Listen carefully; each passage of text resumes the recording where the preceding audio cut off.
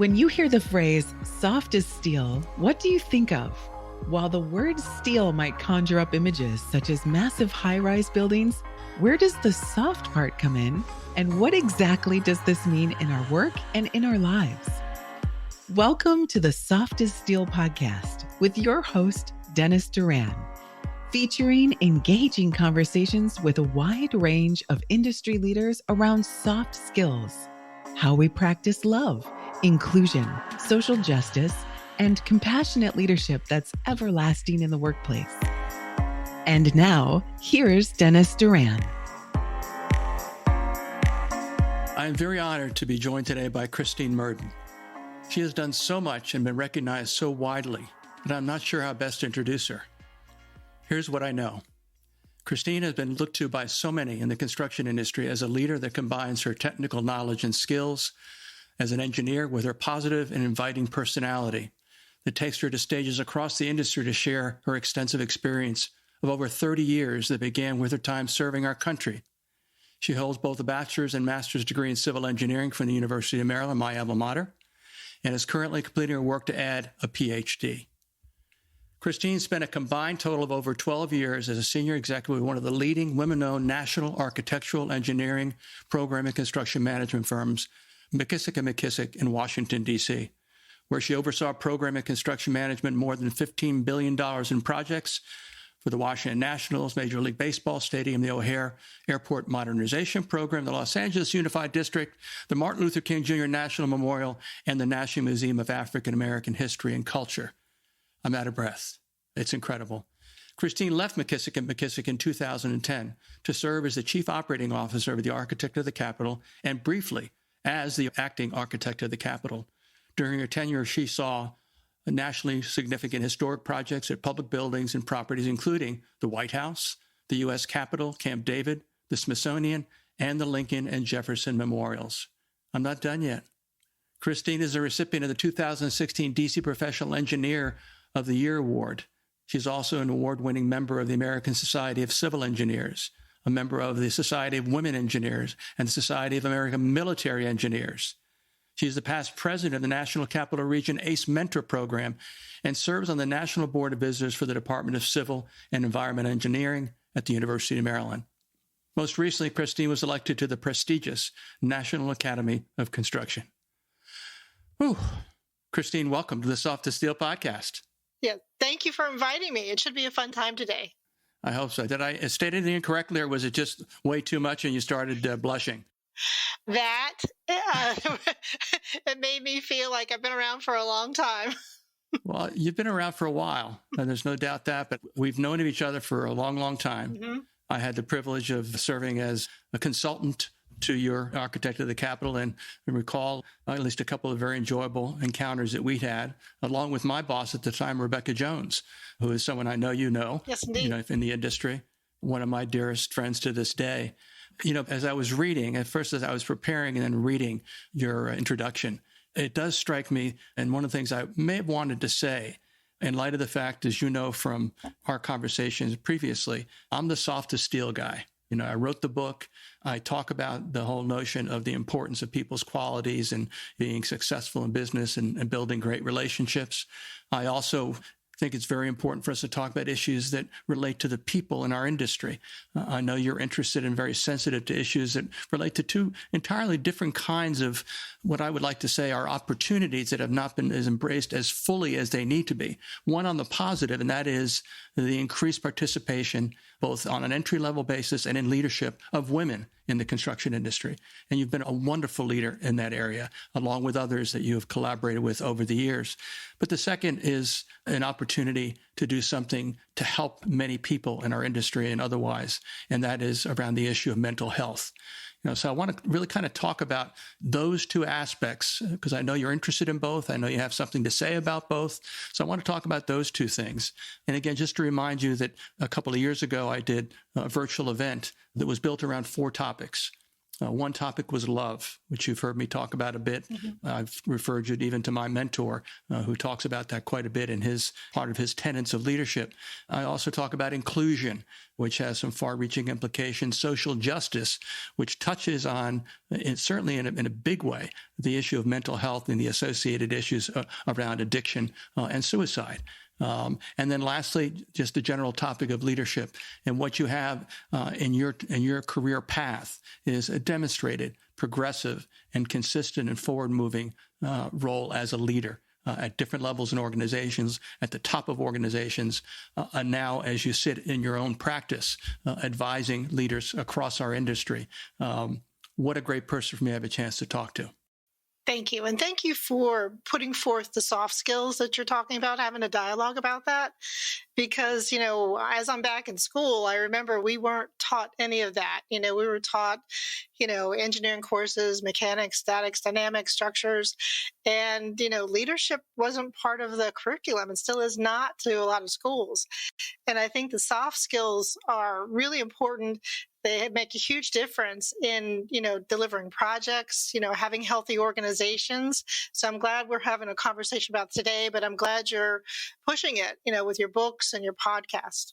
Yeah, thank you. Yeah, I think it's been consistently clear to me that it's not something we talk about. Just like we don't, frankly, and again, we're going to discuss it in more detail. There still isn't enough talk about the changes that need to come to our industry that affect people, both in terms of their opportunities as well as their overall wellness. Again, bringing up that back end thought, because it's just, we're not talking enough about it. We're not talking with energy about it. So again, what you bring in particular, and it was important to me as I characterized you when I talked about your technical knowledge and skills, which are well known to people and in the organization you've been involved with over the decades. But more importantly, in some ways, I chose the words to describe your personality as inviting. Because I think that's the way you present yourself to people that makes you someone that people want to listen to.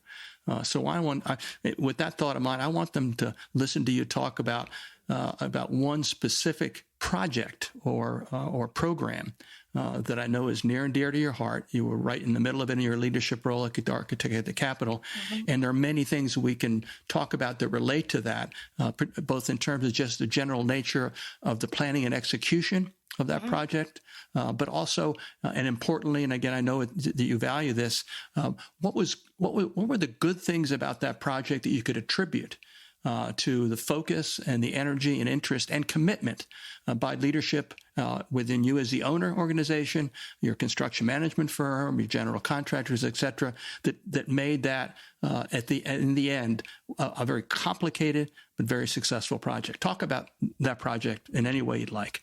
So I think the project you're referring to is the Capitol Dome Restoration Project. Correct. And, I would say we had a amazing team on that project. It's a project that everybody sees. As we started the project, we started talking about it's going to be on TV somewhere around the world 24/7. So if there is a problem with the project, it's not going to be too long before somebody knows about it. And, the fact we had a couple of goals, we also recognized it was represents it's a beacon of democracy around the world. So many people point to that, beautiful dome and, as they fight for democracy in their country.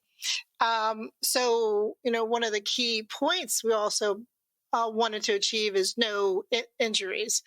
And we were successful in that. There were no lost time injuries, so safety was a high priority. So the complexity of the project, we had to think about it a little more broadly than just, a structure. Talking about the project and getting funding for the project was actually fairly difficult. It took about 10 years to receive the funding, but it came down to a message on the project. As simple as it sounds, it worked. The roof was leaking, but also we need to preserve this beautiful icon that represents the United States. So, ultimately we did get the funding for the project, but the project was unique because the people were unique on the project. The architect and I always believed in empowering our team. And our team was amazing, from the folks identifying the defects on the project to delivering the solutions on the projects were unique. But what really impressed me was everybody came to that project understanding their role, and the fact that they were going to talk about this project to their grandkids, and their great grandchildren were going to talk about, my aunt, uncle, mother, father worked on the project. So they all came with that mindset.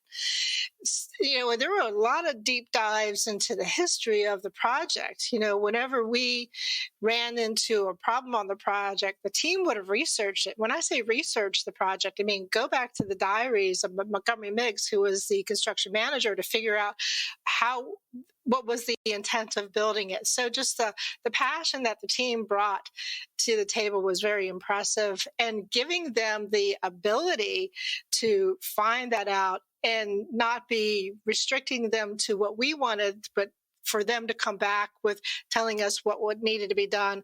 They were the leaders on the project. Giving them the authority to do it was so important. So the other piece of this is the prior big project to this was the Capitol Visitor Center. And as many know, it was over budget and delivered over time. It's a beautiful facility, so the final product was beautiful. But we had to restore trust to our stakeholders to receive the money. And that took time in delivering other projects. So trust is key. Empowering your team is key. Key points on this. So, but the other thing that many engineers are really not good at, and I can say that for myself, is communication.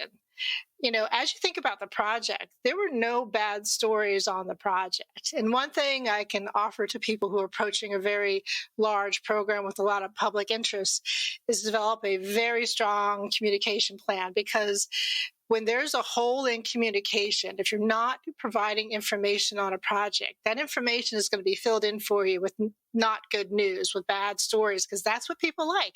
We are built for that, the bad stories. So we came up with a very robust communication strategy, constantly feeding information to the public on the project. So much so that we had a young man, I think he was 8 or 9 years old.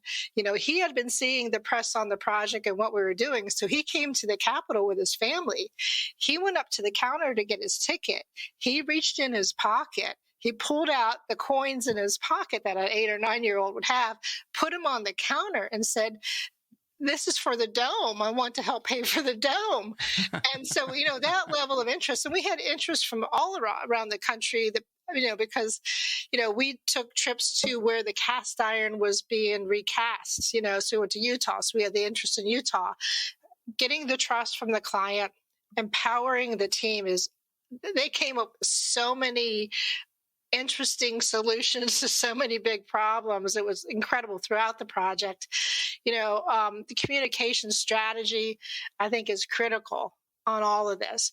And, being willing to be open-minded to who's on the team too, because, you may have one mindset of how somebody is supposed to look or supposed to be, but we had people from probably, I want to say, like 100 different countries come on that work on that project.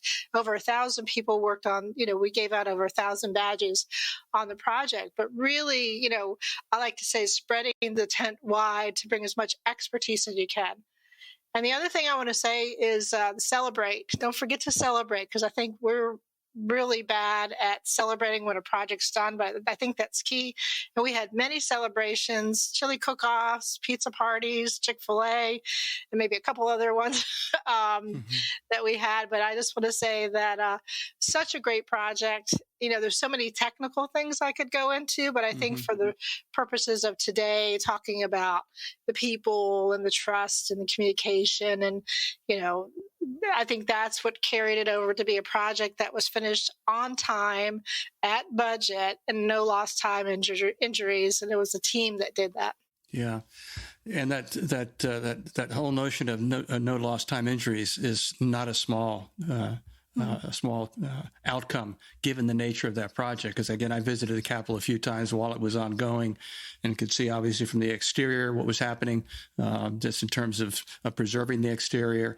I could see, I was hearing from one of the primary subcontractors who was handling a lot of the restoration from a painting standpoint, just how challenging and complex it was. But I don't recall ever hearing that that was a terrible project, or that people are fighting with each other, or the GCs this or that. Never heard any of those kinds of things, which is certainly a tribute to the leadership. And again, it seems, and correct me if I'm wrong, it seems that. And when I refer to leadership, I'm talking about the multifaceted, the stakeholder groups.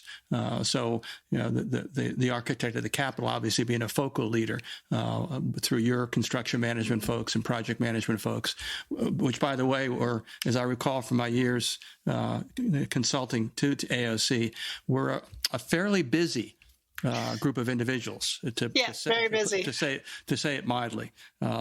So. If you were to let's stay with this for a little bit from a soft skill standpoint. You talk about trust.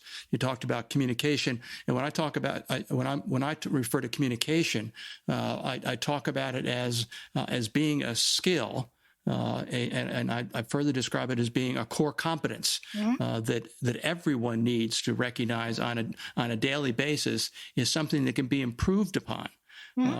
And that without us improving how we communicate with each other, there will be opportunities for conflict, for wasted time and duplicative communication, et cetera, et cetera. So how did you maintain an awareness across the leadership of the project, the different stakeholder groups, that when we talk about communication, we're not just talking about pushing through RFIs or change orders or other kinds of information. We're talking about how we interact with each other. How was that perpetuated through the project? So I knew going to the project that, I was going to spend a lot of time with the team and on the project. And I just love that, because I love being on site. So as you mentioned, it was very, had many levels of scaffolding. I think we had about 27, 28 levels of scaffolding, or floors, if you will, to go up on the outside, and probably about 15 or 16 on the inside. And probably a couple months before we actually started work, I actually started training on a Stairmaster for it.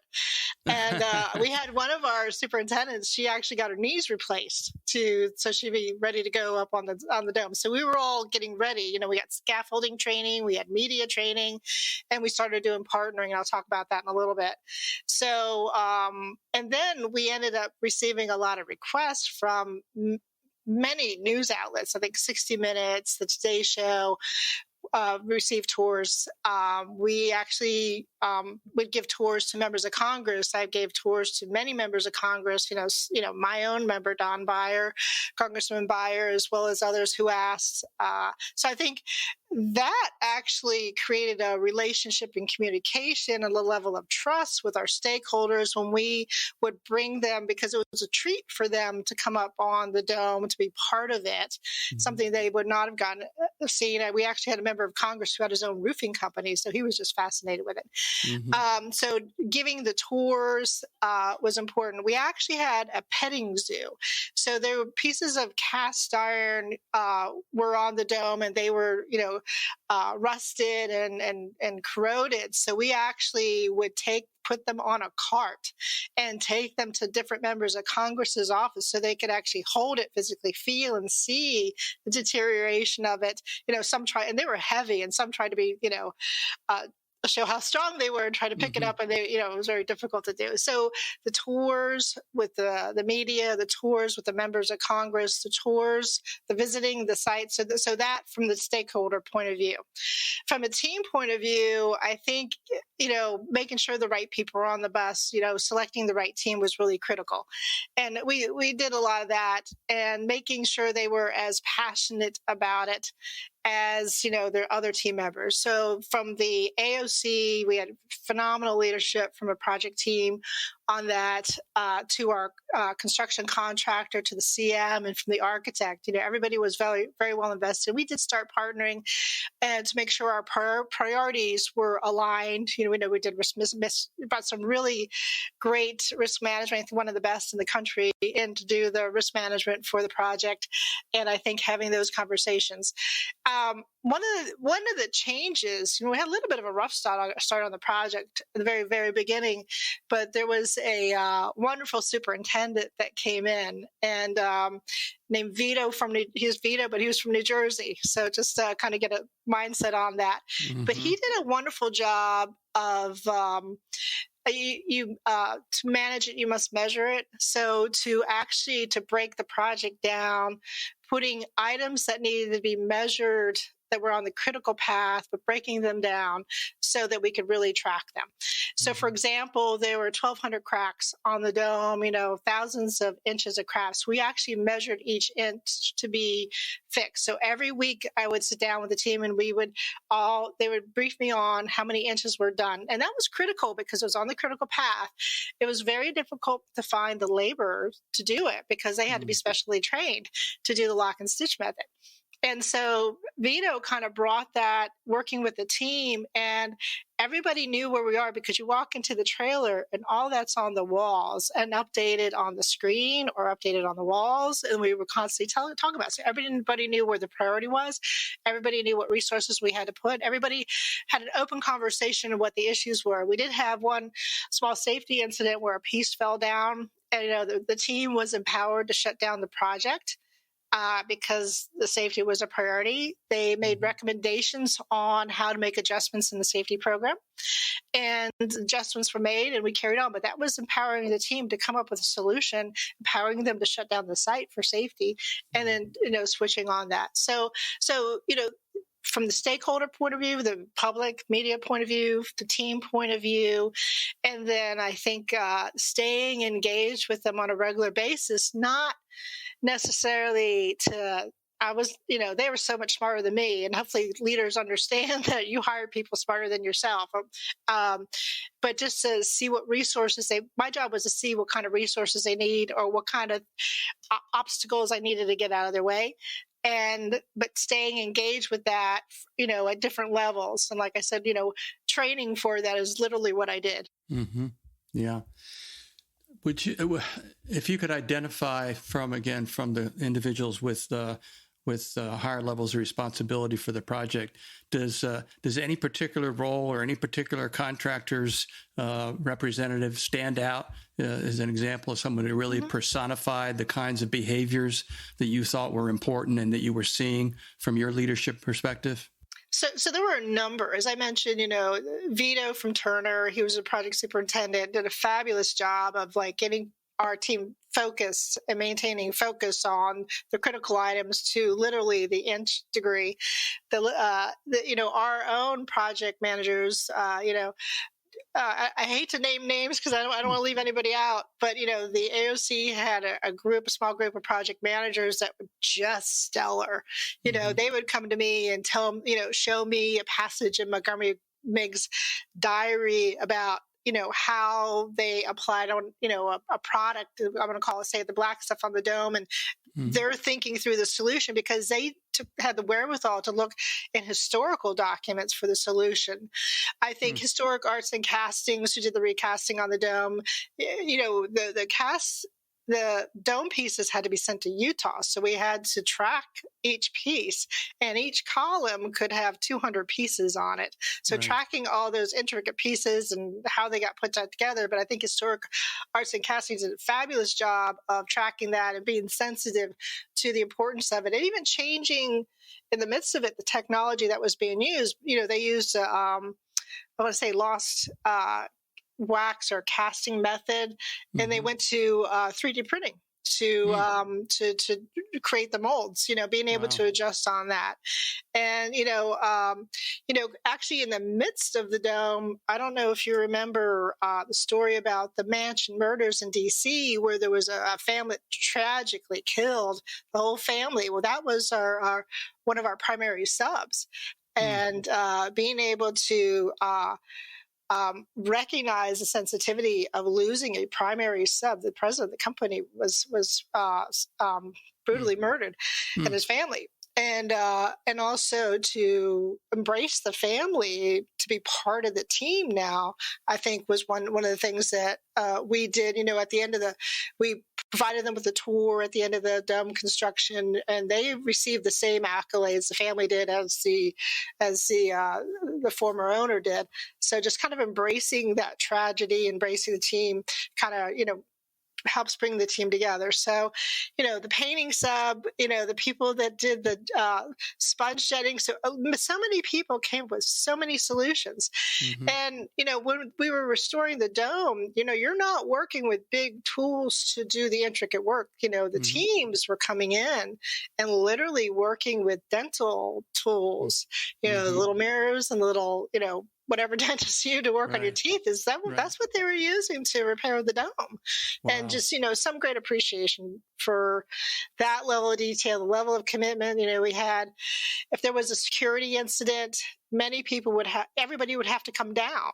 We'd have to evacuate the dome and then go back up and then keep working and stay on schedule. That we had a blizzard, during the dome, that put us back a few days, but being able to navigate that, clear it, and keep going because we had to be done with it before the inauguration. We had a hard fight. You had a hard deadline. We did. Yeah.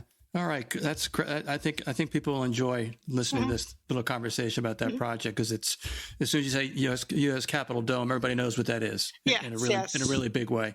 Yeah, and I think given the events of the recent past, people have probably a little more sensitivity to that. So yes, yeah. All right, let's switch over and talk about I think a topic that I think is getting more. It's getting more conversational. And again, there are two topics actually, but the first is to talk about the change in how we attract people to the construction industry, and the idea that we need to do it differently. To talk about a potential workforce as being diverse has a specific meaning, but now we talk about what diversity is, but more importantly, the step forward is to be inclusive. So we talk about inclusion, and then right next to that, social justice, fairness. In other words, what are your thoughts about where we are as an industry? Again, looking back, it was diversity, it was gender diversity, it was racial diversity, and all these other types of diversity, and there are many of them. And now we're making some inroads in getting more women into the industry, which is hugely important. We're making some inroads with again a diverse workforce on other bases other than gender, and we call it inclusion and social justice. Where are we as an industry, in your view? We have made some progress, but we have a long way to go. When I started my career, late 80s, early 90s, especially when I was in college, I was the only girl in the classroom. And luckily, I have the ability to have gone back to the University of Maryland, attending classes now. And I see such a great diversity of people in the engineering buildings. I remember a friend visiting me when I was going to undergrad, and she said, it's just like a men's locker room in here. But nowadays you see, so many women, so, different people from different walks of life, which is great. And I think especially the University of Maryland really embraces diversity. So I've got to give a hats off to them to do that. So I think we've come a long while. We still have two things. There is a deficit or a need of 500 to 600,000 people to build what we need to build. We have the Infrastructure Act and other acts, and after COVID, there's more money that's being spent. We just don't have the people to build it. The baby boomers are retiring. There's limitations on immigration.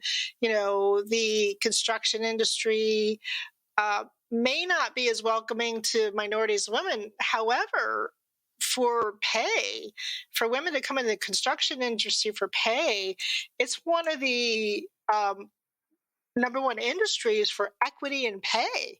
Mm-hmm. And we have seen an increase, especially in the last couple of years. It was running about 9 or 10% of people working for construction companies, both in the field and in the office, about 10%. Most recently, I think in 2022, went up to 14%. So we're making some headway. Mm-hmm. But there's still a lot of opportunities, for people to come in.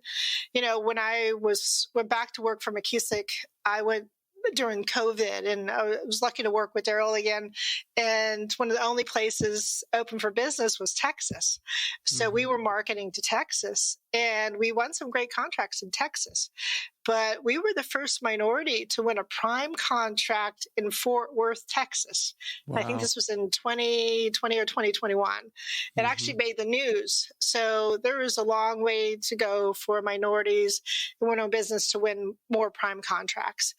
I think companies are recognizing the need to have diverse workforce, especially reflecting the community. School systems really want companies that are working on their projects to reflect the community. And I think it's important for businesses to recognize that, that's important. Also, there are more women and minorities on boards. There's been a huge driver on getting after the Me Too movements and Black Lives Matter to have women and minorities on boards. And those more diverse boards are setting direction about hiring more people and more women for companies and to do work. If you are choosing to do work to be a builder or a designer, construction managers for a private firm, they want more minority women representation in your organization. Mm-hmm. And I've seen that working for a minority-owned organization that we had to demonstrate, that we had diversity. And luckily, we had a great diverse organization. But we're seeing that more and more. Mm-hmm. You sit on the board of the ACE Mentor program in the Washington, D.C. area. That program has been around now for, I think, probably going on 20 years. Mm-hmm. Founded by Charlie Thornton, a great architect from New York City. How are their efforts producing feeder candidates into the pipeline, and is it a model that's working?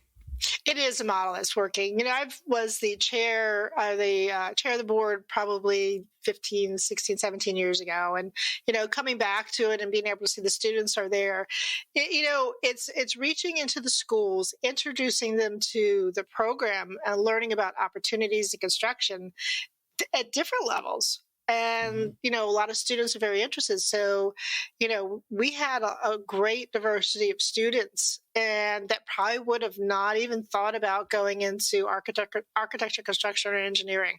Mm-hmm. And, I've spent, my life in the field, growing up, my mother was a hairdresser and my father had a mental illness, which means he couldn't work. So I didn't have a lot of opportunity, people around me telling me that, here's this great opportunity. And luckily, when I went to community college, it was introduced to me. And then, it's become a great career. Mm-hmm. But I think with something like ACE, they're kind of doing the same thing at a younger level. And the University of Maryland even has a program, Women in Engineering program, that they reach into middle schools, start that conversation in middle schools, put them in the girls in the pipeline, meet with them again or touch base with them again as they are in high school. And then once they enter the university, they're there as a resource supporting them through. Mm-hmm. So I think, Society of Women Engineers, Women in Engineering, ACE Mentor program, kind of, like I said, spreading the tent to reach out to others and providing that opportunity that provides you with a fantastic career no matter what level you are. Yeah. A comment. Well, the comment is, again, you're reinforcing, I think, one of the things that makes you such an important voice in our industry, and it's just the energy that you display around all of these important aspects of what our reality is. let's close our time together, which is fast approaching, to talk about one of the things that we both want to talk about, and that is this notion of mental wellness in general, mental, physical, and otherwise. What are your thoughts about where we are, what the opportunities are, and what the issues are? I'm glad that you bring this up because this is kind of an emergent issue. Last couple of years, it's been discovered that the construction industry, this is from the Bureau of Labor and Statistics, is one of the worst industries or has one of the highest suicide rates. And whenever I have a conversation with people about it, they are just absolutely astounded by this next statistic that I'm going to say. For every one death on a construction site, there are 5 suicides from somebody in the construction industry. I'm going to repeat it again. For every 1 death on a construction site, there's 5 suicides. That doesn't account even the people who have attempted suicides. And the National Academy of Construction is doing a great job of having podcasts and conversations. The Construction Finance Management Institute is actually one of the leaders in this. Australia actually recognized this probably 6 or 7 years ago and has done a lot of research. And just for full disclosure, I am pursuing my PhD and getting the thumbs up to do my PhD on this topic. I think it's going to be really interesting because in the United States, there's not a lot of research, hard research. There's a lot of discussion about it. So I think all of us can relate that there's been somebody in their life in the construction industry or working for you that may have had this. I had a young man, he was actually working on a large project, the Cannon project at the Architects of the Capitol. And I got a call from a family member one evening that their son had not come home. He was 24 years old, a mechanical engineer, and wondering where he was. So I worked with the team, and, unfortunately the outcome of that is he took his own life. So he had a lot of support, family support growing up. But this impacts a lot of people because the culture of the industry, where people have to be perceived as being self-sustaining. Macho is a word that comes out. Even though women in the construction industry commit suicide 2 times the amount as women in other industries, so it impacts them too. Being away from home, job insecurity, access to different type of medication, but not being able to talk about it. So we're seeing some progress with companies that are opening the door to talk about it, even encouraging people in their organization to talk about it. So, I know we all know about safety minutes, but, a mental health moment to talk about, I'm here. And, being able to even have that small conversation that we're here for you.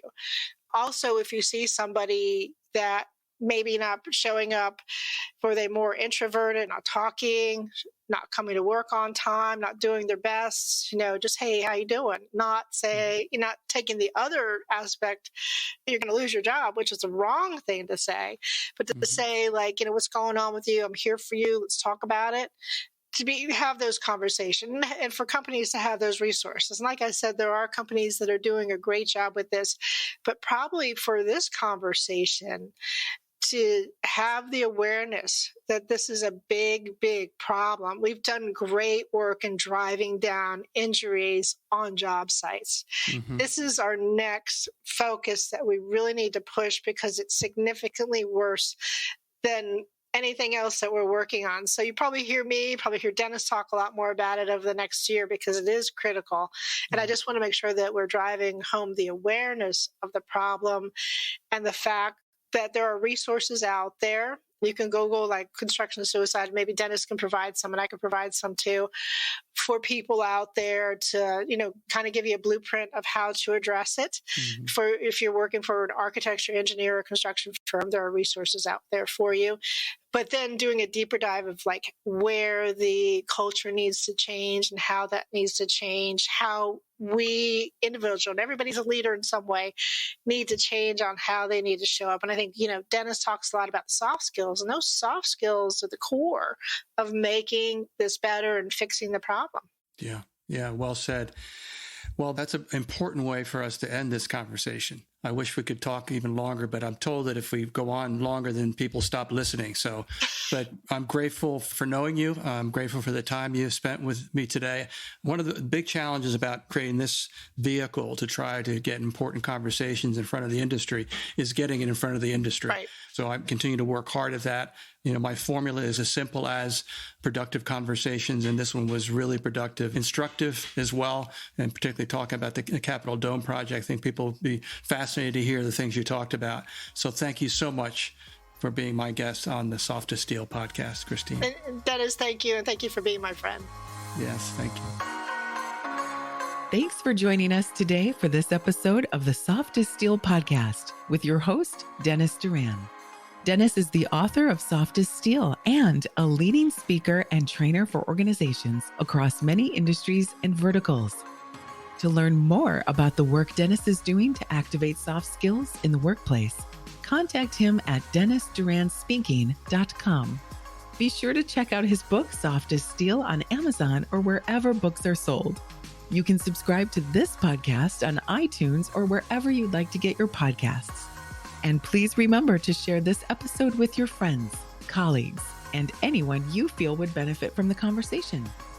We'll see you next time on the Soft as Steel podcast with Dennis Doran.